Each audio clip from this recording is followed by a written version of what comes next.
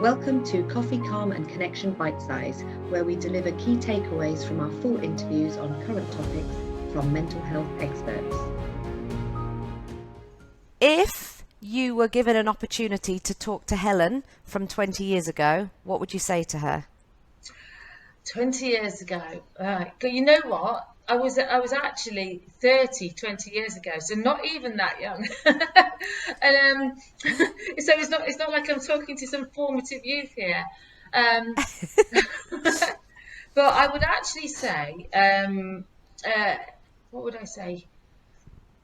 I'd probably say take better care of yourself, because at that age, in my 30s, I wasn't particularly healthy. I wasn't into sport or any of that sort of thing. And I'd probably give some pills of wisdom and say, start with the healthy eating and the sport and all that earlier, because actually it's the key to feeling better on every level. And I was going out and having lots of fun, but I wasn't making healthy choices, and I'd probably get myself on a better track there. That would be my advice. I think that's very good advice. Very good advice.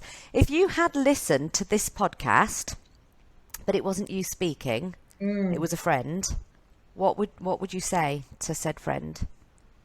I would say there's been some interesting stuff that we've talked about.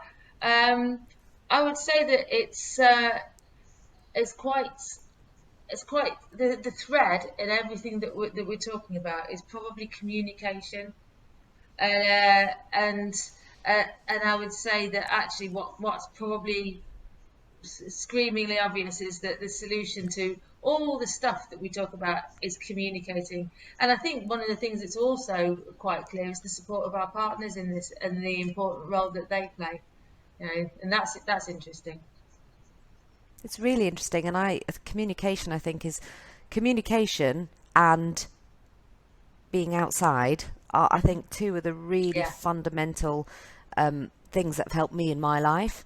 And last question, which I'm going to leave you on for accountability's sake. Is there anything you are currently working towards at the moment? Any goals you are trying to achieve that you want to tell the masses through this podcast for your accountability? I always have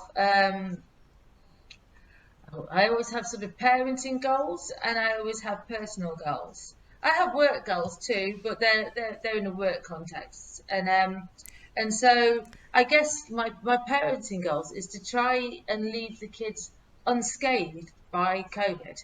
Right, that's a big one, and I don't know how I'm going to do that. But if they can actually come out of it and go, oh, that was fun. That was when we were at home with mum and we learned to ride our bikes. I want them to come out of it with something positive. That no fear around it. So that's probably the biggest goal. And then I have personal goals like I want to run 100 miles a month, and cycle 1,000 miles this year. But that's standard.